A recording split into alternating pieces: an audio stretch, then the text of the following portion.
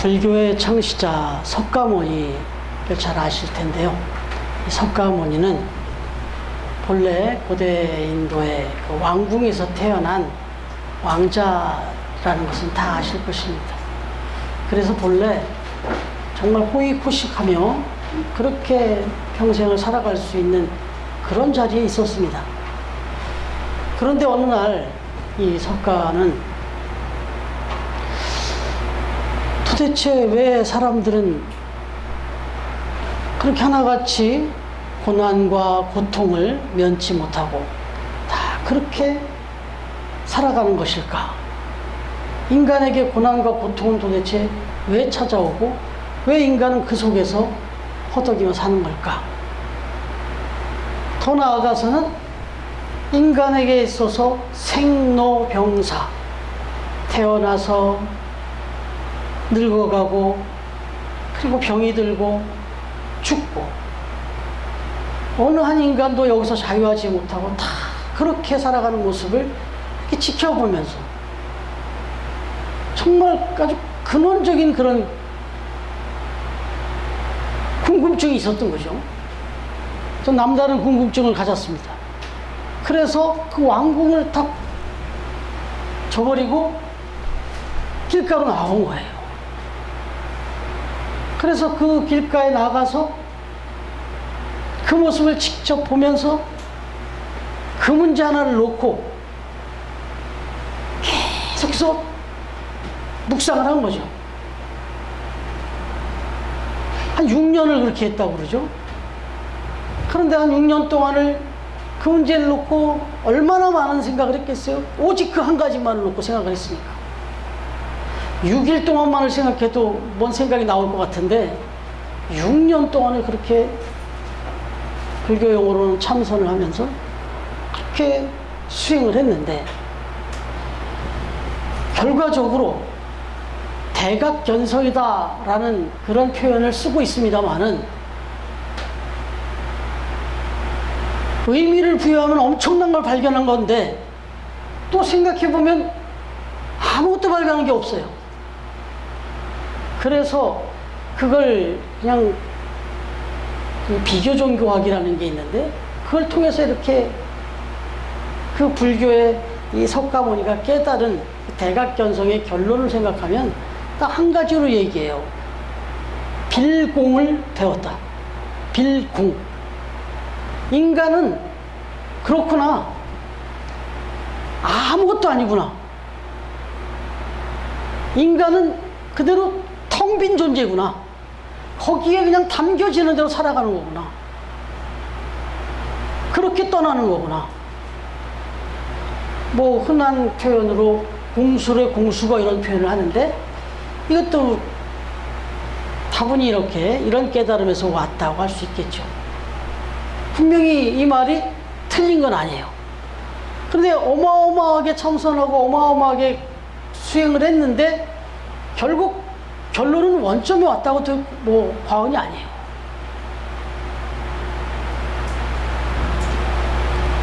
결국 인간의 이 고난과 고통, 생로병사는 인간의 힘으로는 어쩔 수 없다는 걸 깨달은 걸로 끝난 거예요.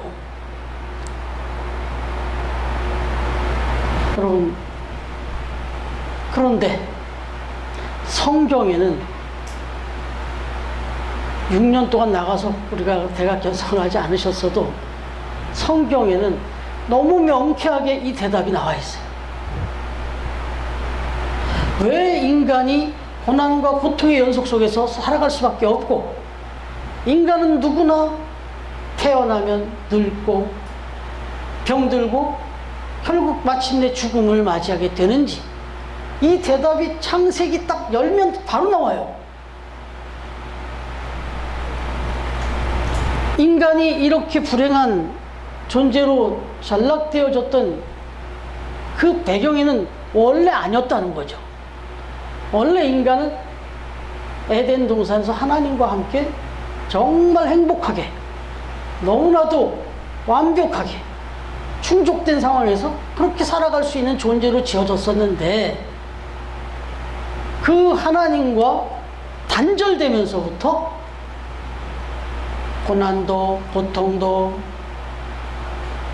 늙어감도, 병듦도, 결국 죽음까지 그렇게 다 임하게 된 거라고 창세기 1장부터 3장까지 아주 너무나 명쾌하게 써놓고 있어요.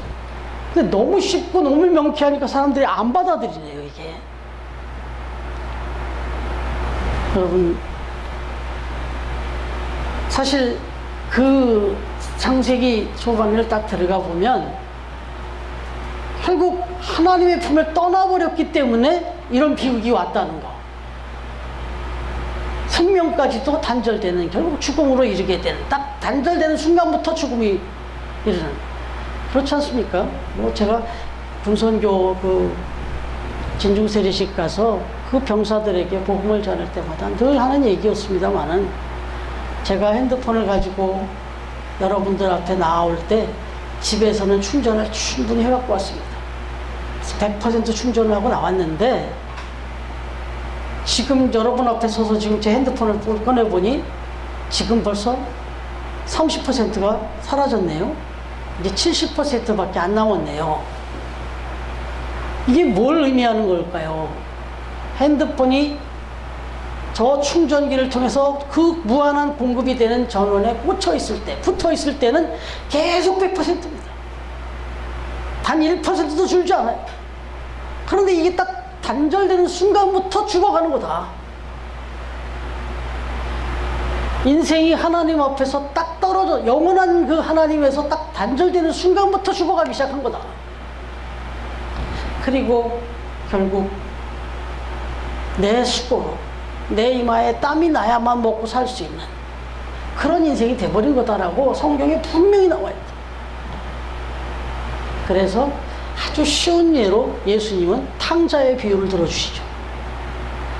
정말 부모님과 함께 그냥 그 슬하에서 그렇게 부모님과 함께 부모님이 다 준비해놓은 그 틀 안에서 살아가는 삶은 뭐 고민할 거 없고 내일을 걱정할 일이 없는데, 부모님을 따라 떠나가면서 내가 내 삶을 내 마음대로 하고 살아보겠다고 떠나간 탕자. 그 탕자는 나아가서 무슨 뭐가 잘못된 게 아니라 떠나는 순간부터 잘못되기 시작한 거죠. 그런데 그 탕자가 다시 회복하는 비결은 딱 한 가지였어요. 그냥 부모님께로 돌아온 것 뿐이었어요. 그걸 예수님은 복음을 그렇게 설명을 했죠. 그래서 요한복음 14장 6절에 보시면 너무나 잘 아시는 말씀, 예수께서 이르시되 내가 곧 길이요 진리요 생명이니 나로 말미암지 않고는 아버지께로 올 자가 없느니라, 이렇게 말씀하시죠. 내가 곧 길이다. 나를 통해서 아버지께로, 하나님께로 돌아가야 된다. 그러면 석가모니가 그렇게 고민했던, 깨달았다고 하는, 여러분, 그 고난과 고통의 연속, 생로병사의 연속 속에서 해답을 얻을 수 있다는 얘기를 하는 거죠. 그렇습니다. 예수님을 통해서만 하나님을 만날 수 있는 길을 제시해 주셨습니다. 여러분, 그런데 예수님을 통해서 이제 하나님을 만난다라고 하는 그 근본에는 왜 하나님과 단절됐는지 그 부분을 해결해 줘야 되잖아요. 그게 뭐였어요? 하나님의 말씀을 거역하고 순종하지 않고 떨어져 나왔기 때문에 그것이 이제 원죄가 돼서 결국 우리에게 이 비극이 왔는데, 이 죄를 해결해야 되니까, 이 죄를 해결할 수 있는 방법은 죄인이 죄를 어떻게 해결해요? 죄 없는 분이 해결해야 되니까 죄 없으신 예수님이 오셔서 그 죄를 해결해 주셔서 우리가 이제 그 의로 이렇게 하나님께 나아갈 수 있게 됐다. 결국 하나님과 굳이 표현하자면 막힌 담을 헐어버려 주셨다. 죄의 담을 헐어버려 주셔서 우리가 이제 하나님께 나아갈 수 있는 그런 상황이 됐다 그랬는데, 여러분, 여기서 하나 우리가 또 생각해야 될 것은, 이 처음에 생각을 해보니까 아담과 하와가 범죄를 하게 됐는데, 하나님 앞에서 불순종하고 떠나져 나오게 됐는데, 근데 여기에서부터 아주 가장 간교한 역사가 있었다는 걸 알 수 있잖아요. 그 간교한 역사는 사탄이었어요. 그것도 천사가, 타락한 천사가. 이 사탄이 인간을 유혹을 해서 이런 일이 벌어졌단 말이에요.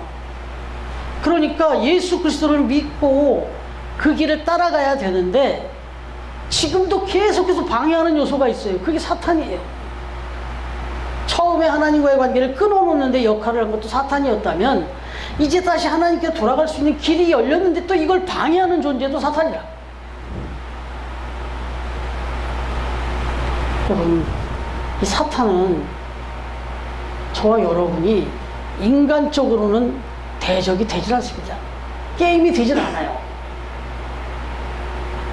생각해 보세요. 우리는 보이는 것, 들리는 것 가지고 하는데 보이지도 않고 들리지도 않는 존재예요. 그런 존재를 우리가 어떻게 이기냐? 그러니 이 사탄 마귀의 이 공격을 이겨낼 방법이 없어요.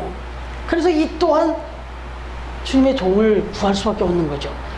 요한일서 3장 8절, 우리 성경 통독은 항상 성경 이 봉독 담당은 우리 최현순 분이 맡아주시고 있으니까 요한일서, 성경 맨 뒤쪽 부분에 요한일서 3장 8절 한번.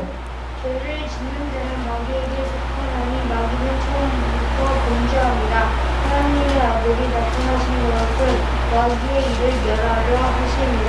아멘. 예, 죄를 짓는 자마다 마귀에게 속했대요. 우리가 마귀에게 속하고 싶어서가 아니라 우리도 모르는 가운데 그 마귀의 그 도전과 유혹에 넘어가면 우리 그냥 마귀에 속한 자가 되는 거죠. 그래서 그냥 마귀는 처음부터 범죄함이라잖아요. 저 에덴 동산에서부터. 그래서 하나님의 아들을 이 땅에 보내주신 것은 우리가 도저히 이겨낼 수 없는 우리 죄악의 문제도 해결해 주시러 오셨지만 또 한 가지 그 의로움을 입고도 또 하나님 나라에 가기까지 너무나 도전이 많으니까 그 사단 마귀를 이겨주시기 위해서, 멸하시기 위해서 오셨다, 이렇게 말씀하고 계시죠. 다시 말하면 이제 에덴 동산 얘기를 했지만 지금 우리가 살아가면서 우리 삶의 자리에서도 저와 여러분이 신앙생활을 하는 데 있어서 가장 문제가 되고 가장 걸림돌이 되는 게 사실은 사탄이에요. 이거 무슨 귀신 얘기를 하냐, 마귀 얘기를 하냐 그러는데 성경은 엄연히 존재한다고 얘기합니다. 우리가 생각하는 흰 소복 입은 뭐 드라큘라 뭐 이런 류의 의미가 아니라 아주 뭐 명백한 영적인 그 존재로 존재한다고 분명히 얘기합니다. 여러분, 불신자들은 이를 알 수가 없어요. 그래서 그냥 자기가 넘어지고 자빠지고 또 실패하고 절망하고, 그리고 결국 마지막은 어디로 가는지 아시죠? 죽음으로 가요. 죽음으로. 자살로 갑니다. 제가 조카 얘기를 한번 했었잖아요. 우리 성실이 얘기를 한번 말씀드렸잖아요. 그 친구가 어쨌든 은혜를 입고 이렇게 해서 그 카이스트까지 갔는데 그 친구를 통해서, 그 조카를 통해서 참 기가 막힌 얘기를 많이 들었어요. 거기서 그렇게 절망하는 친구들이 있고, 그리고 툭 하면 떨어져 죽어요. 이 매스컴에 다 안 나와서 그렇지. 매스컴에도 여러 번 나왔죠. 아니, 거기까지 가서도 또 절망을 해요. 여러분, 인간은요, 계속 만족도 못하게 하고 결국은 최고의 자리에 가도 절망시켜요. 이게 마귀예요. 뭐 대기업 총수도 떨어져 죽고요, 한 나라의 권세를 다 누렸던 대통령도 떨어져 죽고요. 사탄이 하는 짓이 그래요. 이 영적인 존재는 이겨낼 방법이 없어요. 하물며 예수 그리스도를 믿고 신앙생활을 통해서 하나님 나라를 소망하면서 이렇게 나아가려고 하는 저와 여러분, 공격이 없겠습니까? 아이고, 지금 여러분 앞에 서 있는 저도 얼마나 많은 공격이 있는지 몰라요. 그리고 지난번에 제가 지난주 말씀드렸잖아요. 그 정말 어려움을 겪고 있는, 영적 싸움에 있는 그 교회 가서 찬양으로 가서 그 위로하고 격려하려고 갔더니 출발 전부터 30여 명의 목사님 중에 10명이 동시다발적으로 막 이런 저런 병으로, 이런저런 이유로, 그래서 그 한 10명이 동시에 막 그냥 연이어서 막 이렇게 막 소식이 들려와서 이거 가야 되나 말아야 되나 그랬어요. 그랬는데 분명히 이건 영적인 그 도전이라는 것에 대해서 다 공감했기 때문에 당당하게 갔습니다. 그런데 못 가신 분들한테 미안한데 조금 조심스러운 말인데 30명이 갔을 때보다 더 잘하고 왔어요. 더 정말 집중해서 그러고 왔어요. 이겨낸 거죠. 그리고 그 교회에도 엄청난 도전을 주고 엄청난 은혜를 끼치고 왔어요. 그러니까 엄청나게 방해를 한 거예요. 이런 일이 지금 수시로 벌어지고 있습니다. 수시로. 가정에서 부부간에도 그런 일이 벌어져요. 제가 매일같이 기도하는 내용 중에 여러분들 모두 기도하는데 또 부부를 위해서 기도할 때 하나님 사모 앞에 제 입술을 절제시켜 주세요. 정말 하지 말아야 될 말을 꼭 한마디 한단 말이에요, 제가. 근데 저도 모르게 해요, 그 말을. 근데 이게 너무 지독하게 생각한다고 하실지 모르겠지만, 자꾸 사모와 관계를 틀어버리려고 하는 게 보여요, 제가. 느껴요. 사모의 입술도 지켜주시고, 제 입술도 지켜주시고, 제 마음도 사모의 마음도 지켜달라. 파수꾼을 세워서 지켜달라. 아무 생각 없이 막 대화하다 보면요, 말 실수가 얼마나 많은지 몰라요. 그래놓고 돌아서서 내가 그 말을 내가 안 했어야 되는데. 이거요, 그냥 단순한 성격 문제가 아니에요. 사실은 상당히 여러분들이 화목하게 은혜롭게 막 지내는 모습을 꼴을 못 봐요, 사단이. 교우들 간에도 마찬가지예요. 지금 오늘 이 고슴도치 딜레마 증후군도 보고 내가 먼저 오늘 나는 이 찬양도 같이 틀어드린 이유가 그래서 그런 거예요. 그래서 중요한 거는 그겁니다. 내 자신이에요. 내 자신이 참 중요해요.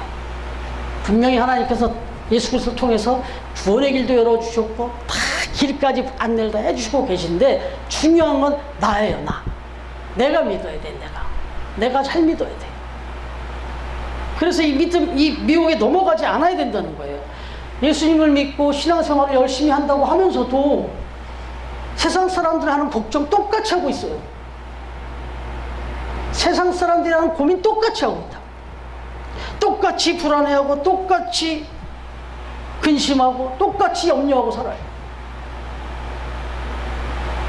그래서 세상 사람들은 다 절망을 봐도 우리는 하나님을 바라보니까 뭐 상황이나 나를 보면 똑같이 절망이 맞지만 그래도 이 상황에서 세상 사람들이 그 똑같이 절망을 볼 때 우리 하늘을 보면 그래 이 상황과 나를 보면 이건 절망인데 위를 보니까 그 흐린 날 비가 쏟아지는 그날도 비행기를 타고 올라가니까 위에는 햇빛이 쬐게 내려지고 있더라니까요. 여전히 하나님은 역사하고 계시다는 거 이걸 잊지 않고 그 믿음을 바라볼 때 우리는 흔들리지 않고 물론 우리도 힘들고 괴로운 건 맞지만 그러나 그것 때문에 절망하거나 좌절하지는 않을 수 있는 그런 비결이 있는데 결국은 우리 자신이에요. 다시 말하면 그 하나님에 대한 믿음이 없다는 거예요. 사실은 믿고 신앙생활을 하면서도 똑같이 근심하고 똑같이 염려하고 똑같이 불안해하고 똑같이 절망한다면 그건 믿음이 없는 거예요. 여러분 제가 그 진주 세례식 그 병사들한테 갈 때 그 병사들한테 그랬어요. 제가 여러분들 앞에 이렇게 찾아올 때 처음으로 25사단을 처음 가던 날 제가 오늘 여러분들 앞에 이렇게 찾아올 때 제가 이 길을 물어봤습니다. 이 목적지에 대해서 이 25사단을 잘 아시는 장로님한테 길을 묻고 왔습니다. 그리고 나중에 내비게이션도 또 찍고 왔습니다. 그런데 여러분 제가 길을 아는 게 더 먼저였겠습니까? 아니면 그 장로님 이 내비게이션에 대한 믿음이 먼저였겠습니까? 그랬어요. 여러분은 어떻게 생각하세요? 이 길을 잘 아시는 장로님이 얘기를 해줬어도 내가 그 장로님을 못 믿으면 못 가요, 그 길을. 내비게이션이 길을 잘 가르쳐줘도 내가 이 내비게이션에 대한 확신이 없으면 못 가요, 그 길로. 그래서 믿음이 먼저인 거예요. 그 다음에 아는 거예요. 근데 많은 우리 젊은이들이나 알아야 믿는다는 거예요. 확실히 따져보고 다 계산해서 딱 알아야만 내가 믿겠대요. 아니요, 진짜 중요한 건 믿어야 돼요. 그 다음에 아는 거예요. 여러분, 그래서 중요한 거는 내가 곧 길이요 진리요 생명이니 나를 알지 않고는 아버지 꼴짝 없다라고 이렇게 내비게이션처럼 말씀을 딱 하셨어요. 그러면 먼저 믿어야 돼요. 그리고 그 믿음 따라 가보는 거예요. 그러면 그 목적지에 도착해서 와 과연 이렇게 되는 거지. 길이요 진리라 하는데 뭐가 길인데요? 뭐가 진리인데요? 막 묻고 따져갖고 아 그렇구나 진짜 길이구나 진리구나 그래서 따라가는 거 이건 믿음이 아니라는 거예요. 여러분 저와 여러분도 먼저 이 믿음이 분명해야 되는 거예요. 그래야 신앙생활을 해도 흔들리질 않아요. 그리고 오늘의 말씀의 핵심은요, 이 믿음의 확신이 없으면 전도를 못 한다는 거예요. 아니 내가 확신이 없는데 누구한테 전도를 해요?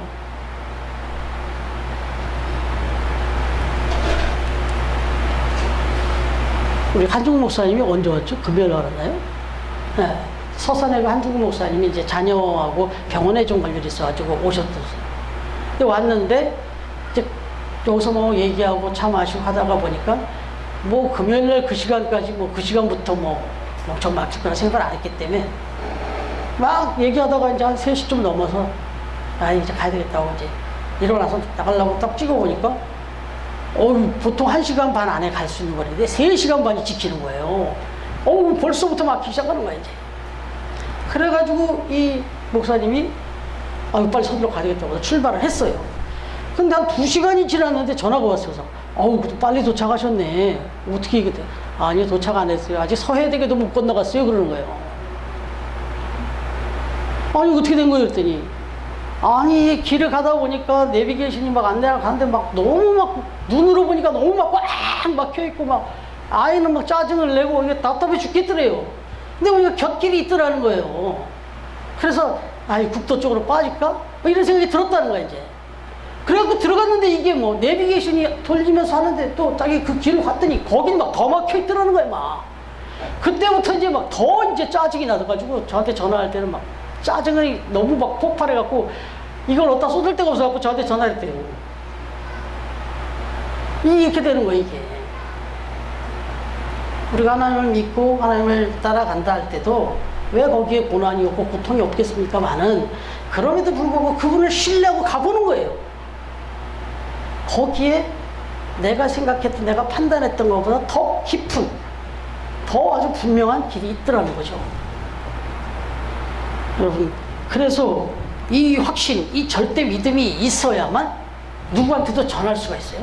그래서 오늘 마지막 결론의 뒷부분이긴 한데 먼저 말씀드리면 52절 한번 같이 읽어볼까요?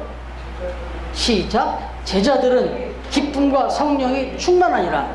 물론 진행된 그 설교를 전하고 막 전도를 한 다음에 나타난 현상 때문에도 그랬지만 이런 마음이 있었기 때문에 전도를 했어요. 먼저 여기 제자들이라고 하는 제자는 안디옥교에서 파송한 이 바나바와 바울을 얘기해요. 일차적으로 이 사람들은 은혜 받은 자로 믿음이 충만했어요. 그래서 기쁨이 충만했어요. 그래서 이런 마음으로 막 전했어요. 그랬더니 이 이야기를 들었던 이방인들도 어땠다고요? 48절에 같이 한번 읽어볼까요? 시작. 이방인들이 듣고 기뻐하여 하나님의 말씀을 찬송하며 영생을 주시기로 작정된다는 담이 있더라. 여러분 이런 막 충만한 기쁨 가운데 막 이렇게 전하니까 그 사람들도 같이 기뻐하더라는 거예요. 제가 좀 부끄러운 얘기지만 막 맛있는 음식점을 가서 막 먹고 오면 그 얘기를 할 때 막 침이 막 튀면서 얘기를 해요. 거기 갔더니 막 너무 맛있어서 너무 분위기도 좋고 막 이러면서 막 얘기하거든요. 그럼 그 듣는 사람도 같이 침을 흘려요. 네? 그런 기분이에요 이게 지금. 너무 이 바울과 이 바나바가 막 기쁨에 충만해서 막 말씀을 전하고 막 그 복음을 전하니까 듣는 사람도 같이 막 기쁨이 충만해졌더라는 거예요. 그래요. 이래야 전도를 할 수 있어요. 이래야 전도를 할 수 있어요. 여러분들 우리 처음 나올 때 커피를 두고 이렇게 가서 전할 때 이미 그렇게 하고 있는 걸로 제가 알고 있습니다만 밝게 정말 유쾌하게 전해주세요.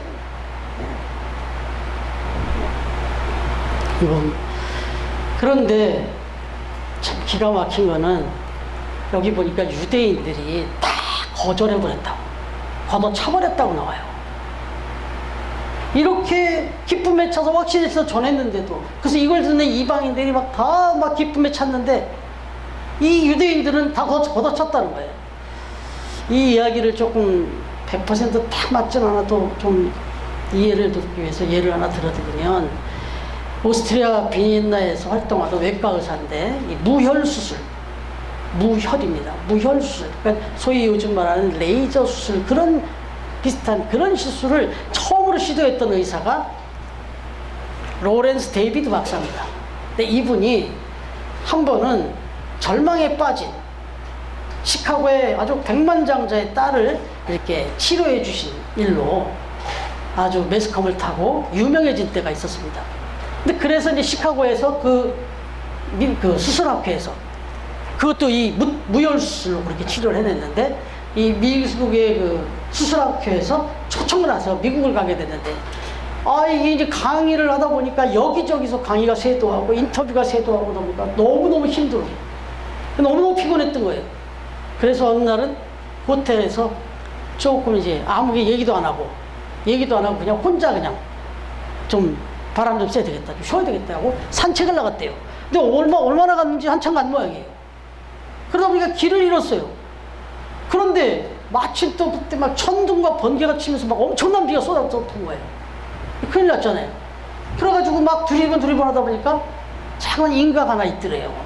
그래서 그 인가를 찾아가서 누크를 하고 두들겼는데, 그 누크를 했더니 그 인가에서, 그 집에서 한 여인이 나오더래요. 근데 얼굴에 정말 그 인상이 많이 아주 찌푸린 그런 여인이 나와서는 딱 지켜보더니, 딱 보니까 이거 뭐 좀 피할 길을 좀 피하고 싶다는 그런 요청인 게 딱 보이잖아요. 이 여인이 하는 얘기가, 지금 우리 집에는 좀 심각한 문제로 정말 마음이 심란해서 배려를 해드릴 여유가 없으니까 죄송하다, 그냥 돌아가십시오. 문을 딱 닫고 들어가 버렸다네요. 그래서 이제 그냥 쫄딱 없이 거기서 이제 뭐 그 처마에서 또 어디 뭐 피할 자리를 찾고 헤맨 거예요, 이제. 그랬는데 그 다음날 아침에 신문에, 그 다음날 아침에 신문에 이 기사가 하나 났는데, 로렌스 데이비드 박사 지난밤 그 폭우에 길을 잃고 헤매다가 발견돼요. 이런 기사가 딱 나왔더래요. 근데 로렌스 데이비드 박사라고 하는 사람에 대해서는 이미 알고 있었어요. 듣고 있었어요. 왜? 이 집에 지금 딸이 그 억만장자, 그 백만장자의 그 딸을 완치시켜 주셨던 그 사건에 바로 그 딸이 앓고 있었던 똑같은 병을 앓고 있었다는 거예요. 이 집에 그 딸이. 그 순간에 그냥 신문을 떨군 거죠.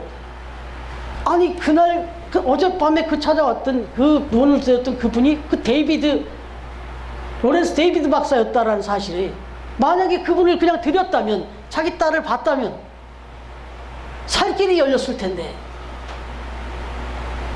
그래서 땅을 치며 구하면서 그 박사가 묵고 있다는 호텔로 전화를 했다네요. 연락을 했는데, 사과도 하면서 그 있었던 일을 얘기하면서 했는데, 아이고 늦었습니다. 데이비드 박사님께서 그날 어제 저녁에 엄청 비를 맞고 좀 몸이 너무 안 좋아져서 급히 지금 일정을 정리하고 지금 본국으로 떠났습니다. 그렇게 얘기됐다는 거예요. 그러니까 결국 이 여인은 천재일우의 그 어떤 기회라고 할 수 있는데, 그런 기회를 그냥 너무나 허망하게 잃어버렸다는 그런 일화가 전해집니다. 여러분, 유대인들을 택하셔서 먼저 복음의 복을 주셨잖아요. 뭐 완벽하게 주셨잖아요. 그런데 이들이 복음을 받아들이지 않고 결국 이건 이방인들의 기쁨으로 그렇게 전해졌더라. 44절에 보면 비시디아 안디옥의 온 시민이 거의 다 하나님의 말씀을 듣고자 모였다. 45절에 보면 유대인들은 복음을 듣기는커녕 시기하며 반박하고 비방했다. 심지어 50절을 보면 모인 그 유력한 사람들을 선동하고 뭐 경건한 귀부인들을 선동하고 이렇게 해서 막 핍박까지 했다. 그리고 쫓아내버렸다. 이렇게 나와요. 그런데 이제 결론이에요. 오늘 말씀에 결론이고 요절인데 그 말씀을 보니까 48절입니다. 48절 아까 읽었는데 맨 마지막에 영생을 주시기로 작정된 자는 다 믿더라, 이런 말씀이 나오죠. 이게 오늘 말씀 제목이고 요절인데, 영생을 주시기로 작정된 자는 다 믿더라. 이게 다 수동태예요. 지금 주시기로 작정한 자가 아니라 작정된 자는 다 믿더라. 이 작정된 자라는 말은 수동태인데, 이 말은 원어적으로 말하면 등록된 자다, 그런 얘기입니다. 하나님의 생명책에 기록된 자라는 뜻이에요. 이게 빌립보서 4장 3절에 보면 이런 말씀이 나와요. 복음에 나와 함께 힘쓰던 저 여인들을 돕고 또한 글레멘드와 그 외에 나의 동역자들을 도우라. 그 이름들이 생명책에 있느니라 그랬어요. 이게 무슨 말씀이에요? 저와 여러분이 이미 지금 하나님 앞에 나와서 이렇게 신앙생활을 하게 됐는데, 우리가 하나님 나라에 가기도 전에 이미 저와 여러분의 이름이 하나님 나라 생명책에 기록이 되어 있다는 거예요. 더더욱이나 지금 우리가 지금 알지 못하는 사람, 아직 신앙생활을 하고 있지 않은 그 사람도 하나님의 관점에서는 이미 하나님의 생명책에 등록해 놓은 사람들도 있다는 거예요. 그러면 저와 여러분은 이제 등록된 사람으로 이렇게 나와 있는 것 너무 감사한데, 아직 하나님을 확실히 믿지 않고 하나님 앞에 나오지 못한 사람들 중에도 지금 등록된 자가 있더라 이거예요. 여기서 우리가 딱 하나 집어야 될 게 뭐겠어요? 여러분, 때를 얻든지 못 얻든지 전화를 한 이유가 뭐냐면 그 속에는 작정된 자들이 있다는 거예요. 내 생각으로 판단하지 말라는 거예요. 아우, 저 사람 전도해요. 야, 믿겠어? 그 중에는 가족도 있고요, 친구도 있고 뭐 그래요. 그런데 아니라는 거예요. 너는 전하라는 거예요. 왜냐하면 그 속에 작정된 자가 있어요. 작정된 자를 우리한테 딱 보여주면 참 좋겠죠. 그건 우리 생각이고요. 그건 또 다른 문제가 발생돼요. 그런데 중요한 것은 아주 너무너무 심혈을 기울였는데도 안 믿는 사람이 있는가 하면요, 너무 그냥 지나가던 스치도 한마디 하는데도 믿는 사람이 있고 그래요. 여러분 앞에 서 있는 제가 지금 목사가 되어 있지만 저 처음 전도받은 거는 너무 허접한 이유였어요. 친구가 자기 교회에는 예배 끝나면 맨날 공찬다고, 체육 시간에 저한테 야, 너 공차는 거 좋아하는데 우리 교회 오면 주일날마다 예배 끝나면 막 공차고 여학생들이 막 오빠 하면서 막 응원해주고, 이래서 왔어요 교회를. 제가 처음에 축구 좋아해갖고 그렇게도 전도가 돼요. 그러니까 다양한 방법으로 다양한 사람 중에 있다는 거예요, 작정된 자가. 그래서 우리는 정말 때를 얻든지 못 얻든지 전하는 거예요. 그래서 이제 우리가 처음 만나를 가지고 이제 좀 구체적으로 조금 이제 뭐 그동안도 하셨겠지만 또 이렇게 우리가 전도를 또 시작을 하게 됐는데, 이제 지금 여기 안에 우리 매장에 있는 분들은 이렇게 좀 잡지가 나올 때마다 이렇게 전하잖아요. 우리 그러면 우리 여교우들은 커피를 가지고 전하는데 남자들은 뭐 할 거예요? 그래서 지금 보시다시피 저 뒤에 지금 처음 만나가 조금 남았어요. 이번 달은. 그런데 지금 바람은 10월호가 나올 때부터는 그 나오는 그 주만이라도, 지금 보면 대충 제가 막 적극적으로 돌리는데도 한 나중에 한 30분 가까이 남아요. 그러니까 그럴 거 없이 여기서도 지금 요즘 많이 나가요. 막 저기다가 막 수북이 쌓아놓거든요 이제. 그래서 여기 매장에는 여성분들 돌려주시고, 또 연석이도 우리 같이 남들은 이 잡지 나오는 날만이라도, 그 주만이라도 가지고 나가서 이 버스 정거장하고 저기 지하철 가서 한 30분에서 50분 정도, 한 사람당 5부나 몇 부 정도만 돌리면 그냥 끝나요. 그냥 나가서 그것만 주고 와도 뭐 한 10분이나 걸릴까요? 네. 요 정도만이라도 해야 되겠다, 이 생각을 가졌어요. 저걸 남길 이유가 없잖아요.